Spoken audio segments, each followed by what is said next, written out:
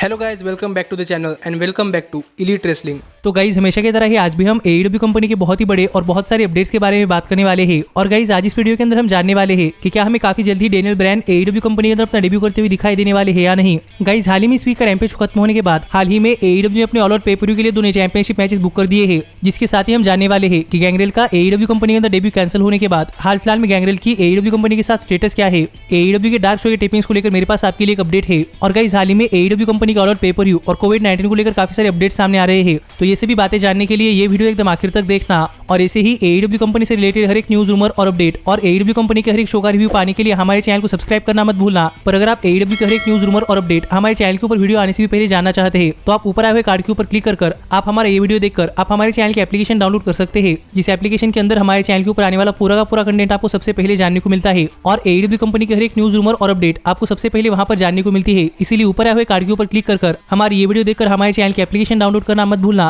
पर हाँ, एक और बात कि अगर आप इंडिया के अंदर AEW कंपनी मर्चेंडाइज खरीदना चाहते हैं तो आप ऊपर आए हुए कार्ड के ऊपर क्लिक कर आप हमारी ये वीडियो देखकर आप शॉप AEW इंडिया से इंडिया के अंदर AEW कंपनी के हर एक मर्चेंडाइज खरीद सकते हैं और आपको वहां पर AEW के हर एक सुपरस्टार की मर्चेंडाइज देखने को मिलेगी। इसीलिए ऊपर आए हुए कार्ड के ऊपर क्लिक कर हमारी ये वीडियो देखकर इंडिया के अंदर AEW सुपरस्टार्स की मर्चेंडाइज खरीदना मत भूलना। पर हाँ, मैं आपको पहले ही बता दूं कि वो वीडियो काफी पुरानी है, इसलिए आपको उस वीडियो के अंदर मेरी बात करने का तरीका थोड़ा सा अलग लग सकता है, तो एक चीज थोड़ी पर संभाल लेना। लेकिन गाइस जहां तक बात है हमारे आज की वीडियो की, तो गाइस अब ज्यादा देर न लगाते हुए चलिए ये वीडियो शुरू करते हैं और सबसे पहले बात करते हैं AEW के ऑल आउट पे-पर-व्यू के नए चैंपियनशिप मैचेस की। और जानते हैं कि इस वीक का AEW का रैम्पेज शो खत्म होने के बाद हाल ही में AEW ने इस साल के ऑल आउट पे-पर-व्यू के लिए कौन से नए दो चैंपियनशिप मैचेस एडवर्टाइज कर दिए हैं। तो गाइस अगर आपने हमारे आज सुबह की वीडियो यानी कि AEW के रैम्पेज शो की रिव्यू वीडियो देखी है तो आपको पता होगा कि हमें इस वीक के AEW के रैम्पेज शो के ऊपर AEW के वर्ल्ड टैग टीम चैंपियनशिप्स के लिए एक नंबर 1 कंटेंडर्स मैच देखने को मिला था, जो मैच लूचा ब्रोस ने जीत लिया था और अब लूचा ब्रोस बन चुके हैं AEW के वर्ल्ड टैग टीम चैंपियनशिप्स के लिए नंबर 1 कंटेंडर। यानी कि अब लूचा ब्रोस को AEW के अपकमिंग पे-पर-व्यू यानी कि ऑल आउट पे-पर-व्यू के अंदर यंग बक्स के खिलाफ उनके वर्ल्ड टैग टीम चैंपियनशिप्स के लिए एक स्टील केज मैच मिलने वाला है। और लूचा ब्रोस के मैच जीतने के बाद हाल ही में AEW ने अपने ऑल आउट पे-पर-व्यू के लिए मैच ऑफिशियली बुक कर दिया है। यानी कि अब हम इस साल के ऑल आउट पे-पर-व्यू के ऊपर लूचा ब्रोस और यंग बक्स के बीच में एक वर्ल्ड टैग टीम चैंपियनशिप का मैच देखने को मिलने वाला है, जो कि एक स्टील केज मैच होगा।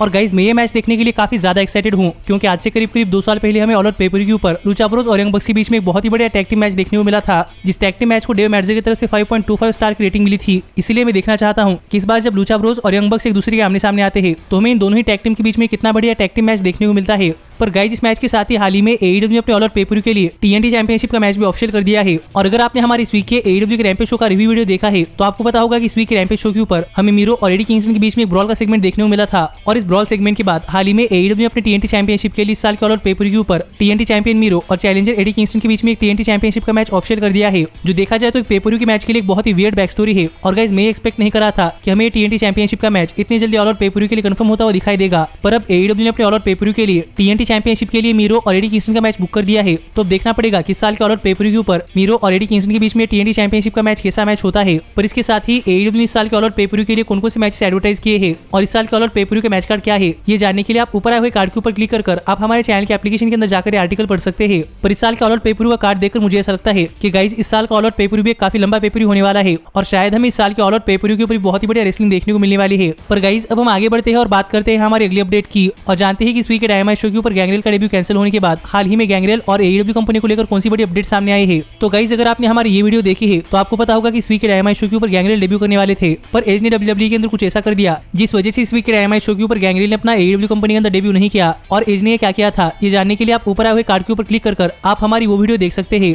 पर गाइस इस वीक के डायनामाइट शो के ऊपर गैंगरेल का डेब्यू कैंसिल होने के बाद हाल ही में गैंगरेल ने अपने पॉडकास्ट के ऊपर बात करते हुए बताया कि माना कि AEW ने गैंगरेल का इस वीक के डायनामाइट शो के ऊपर डेब्यू तो कैंसिल कर दिया था, पर गाइस फिर भी टोनी खान ने गैंगरेल को इस वीक के डायनामाइट शो के लिए पे किया है। और माना कि इस वीक के डायनामाइट शो के ऊपर गैंगरेल नहीं आए, लेकिन इसके बावजूद भी गैंगरेल को इस वीक के डायनामाइट शो के ऊपर उनके अपीयरेंस के पैसे मिल चुके हैं, जो देखा जाए तो टोनी खान की तरफ से एक बहुत ही बढ़िया जेस्चर है। क्योंकि गाइस यहाँ पर गैंगरेल तो इस वीक के डायनामाइट शो के ऊपर डेब्यू करने के लिए रेडी थे, लेकिन टोनी खान ने ही गैंगरेल का इस वीक के डायनामाइट शो के ऊपर डेब्यू कैंसिल कर दिया है। इसलिए गैंगरेल ने इस वीक के डायनामाइट शो के ऊपर अपना डेब्यू नहीं किया। इसके बावजूद भी टोनी खान ने यहाँ पर गैंगरेल को पे किया है, जिसके ऊपर आपका क्या कहना है आप मुझे कमेंट कर बताइए। पर गाइस टोनी खान का ये जेस्चर देखकर मुझे ऐसा लगता है कि टोनी खान सच में एक रेसलिंग लविंग प्रोमोटर है। और गाइस आप मुझे कमेंट कर बताइए कि इसके ऊपर आपका क्या कहना है। पर जहां तक बात है गैंगरेल की कि क्या अब हमें गैंगरेल AEW कंपनी के अंदर अपना डेब्यू करते हुए दिखाई देने वाले हैं या नहीं। तो गाइस इसको लेकर अब तक भी कोई रिपोर्ट सामने नहीं आई कि क्या अभी हमें गैंगरेल AEW कंपनी के अंदर अपना डेब्यू करते हुए दिखाई देने वाले हैं या नहीं, पर मुझे नहीं लगता कि शायद अब हमें गैंगरेल AEW कंपनी के अंदर अपना डेब्यू करते हुए दिखाई दे सकते हैं। पर रेसलिंग इंडस्ट्री एक ऐसी इंडस्ट्री है जहां पर नेवर से नेवर कहते हैं, तो देखते हैं कि क्या गैंगरेल AEW कंपनी के अंदर आते हैं या नहीं। लेकिन गाइस अब हम आगे बढ़ते हैं और बात करते हैं हमारे अगले अपडेट की और जानते हैं कि हाल ही में AEW के डार्क शो की टेपिंग्स को लेकर कौन सी बड़ी अपडेट सामने आ रही है। तो गाइस आपको तो पता ही होगा कि AEW का डार्क शो AEW कंपनी के लिए एक डेवलपमेंटल शो की तरह है और AEW का डार्क शो हर वेडनेसडे को YouTube के ऊपर आता है और ये AEW का बेसिक डेवलपमेंटल शो है, इसलिए हम इस शो के ऊपर AEW के डेवलपमेंटल टैलेंट रेसल करते हुए दिखाई देते हैं। और हाल ही में AEW को अपनी कंपनी के अंदर काफी सारे शोज प्रोड्यूस करने पड़ रहे हैं, जो कि है AEW dark elevation, AEW dark, AEW dynamite और AEW रैम्पेज। और ये सभी शोज AEW ऑन रोड रहकर टेप कर रही है, यानी कि AEW ऑन रोड रहते हुए भी ये सभी शोज टेप कर रही है, जिससे कि हाल फिलहाल में AEW को अपने टूरिंग शेड्यूल के ऊपर अपने 4 शोज कैरी करने के लिए काफी ज्यादा परेशानी हो रही है। और अगर आपने हमारे अपडेट्स की वीडियो फॉलो की है तो आपको पता होगा किसी वजह से टोनी खान ने कहा था कि टोनी खान प्रॉब्ली आगे चलकर AEW का डार्क शो किसी एक ही अरीना से टेप करने वाले हैं और किसी एक ही अरीना से ब्रॉडकास्ट करने वाले हैं। और गाइस टोनी खान के स्टेटमेंट के ऊपर एक और नई अपडेट आई है और यहाँ पर अपडेट हमें बताती है कि प्रॉब्ली ऑल आउट पे-per-view के एक वीक बाद से AEW अपने डार्क शोज यूनिवर्सल स्टूडियो से टेप और ब्रॉडकास्ट करने वाली है और हमें AEW कंपनी के ऑल आउट पे-per-view के एक हफ्ते बाद से AEW के सभी डार्क शोज यूनिवर्सल स्टूडियो से ब्रॉडकास्ट होते हुए दिखाई देने वाले हैं। जिसके ऊपर आपका क्या कहना है आप मुझे कमेंट कर बताइए। लेकिन गाइस मुझे ऐसा लगता है कि AEW की स्ट्रेटेजी काफी बढ़िया स्ट्रेटेजी है, क्योंकि ऑन टूर अपने साथ 4 शोज कैरी करने से अच्छा है कि AEW ऑन टूर अपने साथ 3 शोज कैरी कर सकती है, जिससे कि AEW को स्टेज भी काफी कम आएगा और यहाँ पर AEW के शोज भी काफी अच्छी तरीके से ब्रॉडकास्ट हो सकते हैं। और इस सब के ऊपर आपका क्या कहना है आप मुझे कमेंट कर बताइए। लेकिन गाइस मुझे तो ये मूव काफी पसंद आई है, लेकिन अगर आपको नहीं पता कि यूनिवर्सल स्टूडियोज कौन सा स्टूडियो है तो गाइस मैं आपको बताना चाहूंगा कि वही स्टूडियो है जहां पर WCW अपने डेवलपमेंटल शोज यानी कि WCW पावर प्लांट को टेप करती थी और अब AEW वहीं पर अपने डार्क शोज टेप करने वाली है, जो देखा जाए तो काफी अच्छा कोइंसिडेंस है। या फिर क्या पता यहाँ पर AEW ने इंटेंशनली अरेना चूज किया हो। और अब देखते हैं कि जब AEW के डार्क शो के पीछे WCW कंपनी की लेगेसी रहती है तो फिर ये डार्क शोज कैसे होते हैं। लेकिन गाइस अब हम आगे बढ़ते हैं और बात करते हैं हमारे अगले अपडेट की और जानते हैं कि हाल ही में AEW कंपनी का ऑल आउट पे-per-view को लेकर कौन सी बड़ी अपडेट सामने आ रही है। तो गाइस आपको तो पता ही होगा कि AEW साल के अंदर अपने 4 बड़े पे-per-views करती है, जो कि है double on thing, all out, full gear और रेवोल्यूशन। और ये सभी पे-per-views AEW कंपनी के लिए काफी बड़े पे-per-views है और इन सभी पे-per-views के लिए AEW अपनी कंपनी के अंदर कुछ स्पेशल चीजें करती हुई दिखाई देती है। और अगर आप रेगुलरली हमारे चैनल के ऊपर अपडेट्स फॉलो करते हैं तो आपको पता होगा कि हाल फिलहाल में AEW अपना हर एक पे-per-view यूनाइटेड स्टेट्स के अंदर थिएटर्स के अंदर ब्रॉडकास्ट कर रही है। यानी कि गाइस जैसे हम थिएटर्स के अंदर जाकर मूवीज देखते हैं, वैसे यूनाइटेड स्टेट्स के अंदर AEW अपने पे-per-views डायरेक्ट थिएटर्स के अंदर लाइव रिलीज कर रही है। और ये सेम चीज AEW अपने रेवोल्यूशन और डबल ऑन थिंग पे-per-view के लिए की थी। पर हाल ही में AEW कंपनी का ऑल आउट पे-per-view को लेकर एक अपडेट आ रही है कि गाइस अब AEW अपना ऑल आउट पे-per-view भी सिलेक्टिव थिएटर्स के अंदर ब्रॉडकास्ट करने वाली है, जो देखा जाए तो AEW कंपनी के लिए बिजनेस के हिसाब से काफी अच्छी स्ट्रेटेजी है। और यहाँ पर फैंस को भी बड़े पर्दे के ऊपर AEW के पे-per-views देखने का मजा आ सकता है।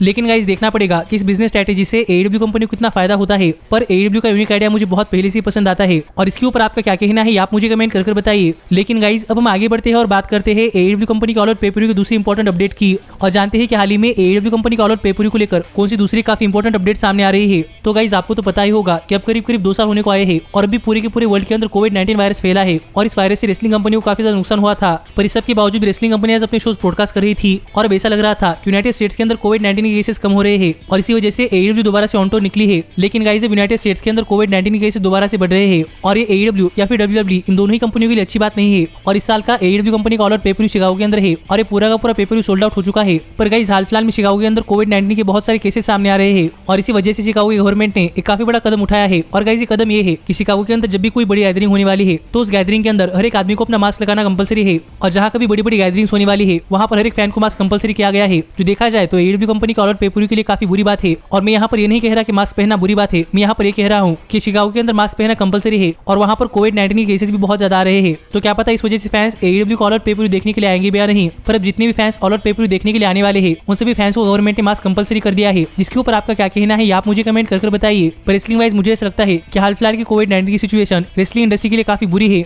पर गाइस अब हम आगे बढ़ते हैं और बात करते हैं हमारे अगले अपडेट की और बात करते हैं हमारे सबसे बड़े अपडेट की और जानते हैं कि क्या हमें काफी जल्दी डेनियल ब्रायन AEW कंपनी के अंदर डेब्यू करते हुए दिखाई दे सकते हैं या नहीं। तो गाइस अगर आप हाल फिलहाल में AEW और डेनियल ब्रायन की न्यूज फॉलो कर रहे हैं तो आपको पता होगा कि हाल फिलहाल में से बहुत सारे रूमर सामने आ रहे हैं कि प्रोबेबली डेनियल ब्रायन ने AEW कंपनी के साथ एक कॉन्ट्रैक्ट साइन कर लिया है और अब डेनियल ब्रायन न्यूयॉर्क के अंदर होने वाले AEW के शो यानी कि AEW dynamite special grand slam के ऊपर अपना डेब्यू करने वाले हैं। और इस रिपोर्ट के बाद सभी लोगों की नजरें AEW के ग्रैंड स्लैम शो की तरफ गई थी और न्यूयॉर्क के अंदर होने वाला AEW ग्रैंड स्लैम शो पूरी तरीके से सोल्ड आउट हो चुका है, क्योंकि यहाँ पर रिपोर्टें बताती है कि डेनियल ब्रायन 22 सितंबर को होने वाले AEW डायनामाइट स्पेशल शो यानी कि AEW dynamite special grand slam के ऊपर अपना AEW कंपनी के अंदर डेब्यू करने वाले हैं। पर गाइज मैंने आपको अभी भी बताया कि हाल ही में यूनाइटेड स्टेट्स के अंदर कोविड-19 केसेस बहुत ज्यादा आ रहे हैं और न्यूयॉर्क के अंदर भी कोविड-19 केसेस बहुत ज्यादा आ रहे हैं। इसीलिए हाल फिलहाल में डेनियल ब्रायन को लेकर अपडेट सामने आ रही है कि गाइज शायद हमें डेनियल ब्रायन 22 सितंबर को न्यूयॉर्क के अंदर होने वाले शो के ऊपर नहीं बल्कि हम इसी वीक यानी कि ऑल आउट पेपर के ऊपर अपना AEW कंपनी के अंदर डेब्यू करते हुए दिखाई दे सकते हैं। और इसीलिए क्योंकि AEW चाहते हैं कि डेनियल ब्रायन का AEW कंपनी के अंदर डेब्यू फैंस के सामने हो, पर क्या पता 22 सितंबर तक यूनाइटेड स्टेट्स के अंदर कोविड-19 की सिचुएशन क्या हो और क्या पता यूएस के अंदर दोबारा से गैदरिंग्स के ऊपर बैन लग जाए। इसलिए रिपोर्ट्स हमें बताती है कि अब AEW इसी वीक यानी कि ऑल आउट पेपर के ऊपर डेनियल ब्रायन का अपनी कंपनी के अंदर डेब्यू करवाने का सोच रही है, जो देखा जाए तो लगभग 100% कंफर्म रिपोर्ट है।